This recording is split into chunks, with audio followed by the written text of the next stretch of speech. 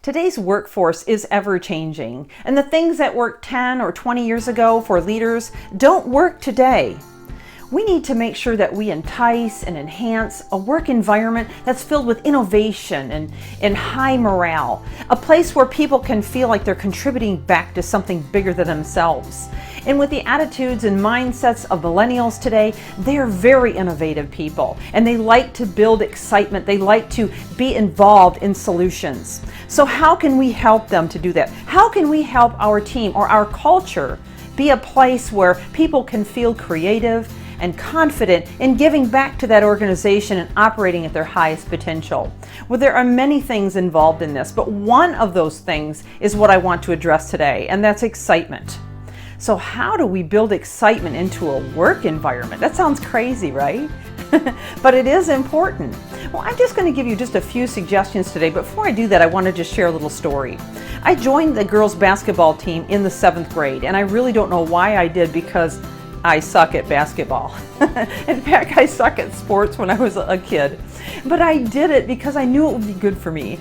So I became an incredible supporter of the team, showing up to every practice and doing my best to root the team on for every game. But you know what? They never put me in any games in that first year because I couldn't make a basket to save my life. But I would follow that team and high-five them and cheer them on as they continued to score and to do well the entire year. And I was very good at attending. However, in that first year, towards the end of the season, we had our star player, Krister Ankle, and they had to take her out of the game. So they looked over at me, and I'm thinking, okay, they're not looking at me, right? And I thought, okay, this is it. I'm going to have to go in. So I stood up, and my knees were shaking, and I was so scared. But I went out there, and I'm thinking the whole time, it's going to be okay. Just don't throw me the ball. I'll be fine. So I'm following the team up and down the course, back and forth. And the whole time I'm thinking, don't throw me the ball. And sure enough, they scored the winning point, and I never had to catch the ball. So why am I telling you this story? Because here's what happened next. I was caught up into the action and treated as if I had scored that winning point. They caught me up into the thing, and they're lifting me up and they're cheering me on along with all the other players, and something snapped on the inside of me. And I thought to myself, I no longer want to be a bench sitter. I want to jump in and be part of this game. I want to be part of the win. And you see, that's the way that we're designed. When we see others rejoicing and celebrating and having a great time, there's something within us that wants to do whatever it takes to get in on the game. Do you have any professional bench sitters in your organization? Because that's what I was, a professional bench sitter. Well, at that very moment, I decided I really want to be a part of giving back. So I got up the courage to go and ask one of the girls on the team to mentor me. And for the next summer, she mentored me. And when I went back into the basketball game the next season, I performed at a much higher level. Did I ever become a basketball star? No, not at all. But at least I was put in some games, and I contributed back to the win of that team. Well, your organization isn't much different than that.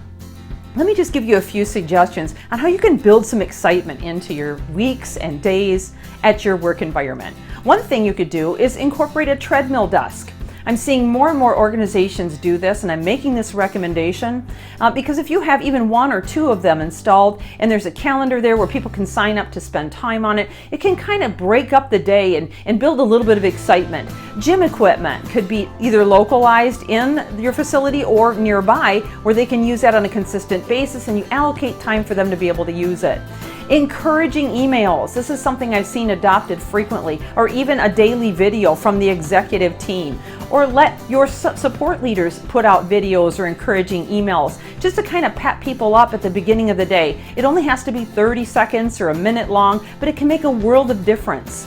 Or do something crazy like on Wednesdays, if anybody says hump day, it gives you the right to throw candy at them from the receptionist desk. Have some fun. And then one of my favorites is a shared award. So from month to month, set a bar, the least amount of absences in a department, or the highest number of sales, or maybe the least amount of incidents, or whatever bar you want to set. And then whatever team wins or department wins, they get a shared award. And it can be something crazy, like a rubber chicken or a little statue. It doesn't matter what it is, but everybody on the team wants to have the bragging rights of owning that particular award. Well, those are just a few tips. I have a lot more I can share with you. And if you'd like to talk to me, my name is Michelle Steffes with IPV Consulting. I want to thank you for your time today. Go out and be dynamic, make a difference in your team, and stay amazing. Thank you.